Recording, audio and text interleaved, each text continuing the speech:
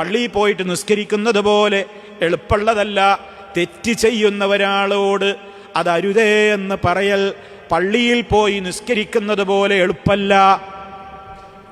നമ്മൾ പള്ളിയിൽ പോയി നിസ്കരിക്കാൻ നമുക്ക് വലിയ ബുദ്ധിമുട്ടൊന്നുമില്ല. നമുക്കതിനൊരു മനസ്സുണ്ടായാൽ നമ്മൾ പള്ളിയിൽ പോയിട്ട് നിസ്കരിച്ചുകൊണ്ട് പോരാ, വേറെ ടെൻഷനൊന്നുമില്ല. നേരെ മറിച്ച് ഒരു തെറ്റ് ചെയ്യുന്ന ഒരു വ്യക്തിയോട് നിങ്ങളിങ്ങനെ ചെയ്യരുത് സഹോദരാ സഹോദരി, അയാളാണെങ്കിൽ ജീവിതത്തിൽ അത് മുഴുവനും അയാളെ മജ്ജയിലും മാംസത്തിലും എഴുകിച്ചേർന്നൊരു തിന്മയായിരിക്കും. അതിനെ നിങ്ങൾ എതിർക്കണത് പോയിട്ട് അയാൾക്ക് ഇഷ്ടാവില്ല. ഒരു വേള നിങ്ങളോട് ഫ്രണ്ട്ഷിപ്പ് ഉണ്ടായിരുന്ന അയാൾ നിങ്ങളുടെ ആ ഉപദേശം കൊണ്ട് ഒരു പക്ഷേ ആ ഫ്രണ്ട്ഷിപ്പ് മുറിച്ചു കളയാനും സാധ്യതകളുണ്ട്. കാരണം അയാൾക്കത് ഇഷ്ടാവില്ല.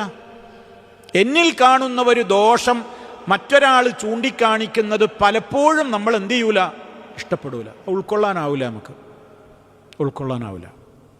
അതുകൊണ്ട് ആ മേഖല കുറച്ച് പ്രയാസമുള്ളതാണ്.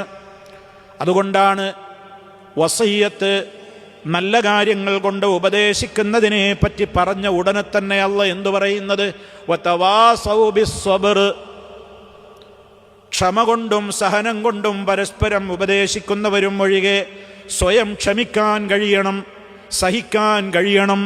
കാരണം പ്രബോധന മേഖല വളരെ പ്രയാസഘട്ടങ്ങൾ നിറഞ്ഞതാണ്. ഇസ്ലാമിക ദഅവത്ത് പ്രത്യേകിച്ചും പ്രയാസങ്ങളുടെ ദുർഘടമായ പാതയാണ് എന്ത്, ദഅവത്ത്. ആളുകൾക്ക് ഇഷ്ടപ്പെടൂല. നല്ല കാര്യം കൊണ്ട് കൽപ്പിക്കുന്നതും തിന്മ വിരോധിക്കുന്നതും ആളുകൾക്ക് അത്തരക്കാരെ ഇഷ്ടാവൂല. അതുകൊണ്ട് നമ്മൾ സാധാരണഗതിയിൽ എന്തു ചെയ്യും, നന്മ കൽപ്പിക്കും തിന്മ വിരോധിക്കും ഒരിക്കൽ, പിന്നെ നമ്മൾ എന്തു ചെയ്യും, അവരതിൽ നിന്ന് ഒഴിവായില്ലെങ്കിലും നമ്മളാണ് മൗനികളാകും. ഇനി പോലെ കൂടാൻ കൂടിക്കൊടുക്കുക, നമ്മളും അതിൻ്റെ ഒരു ഭാഗഭാക്കാവുക എന്ന് വിചാരിക്കും.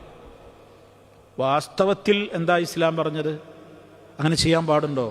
കൂടി കൊടുക്കാൻ പാടുണ്ടോ? ഇല്ല.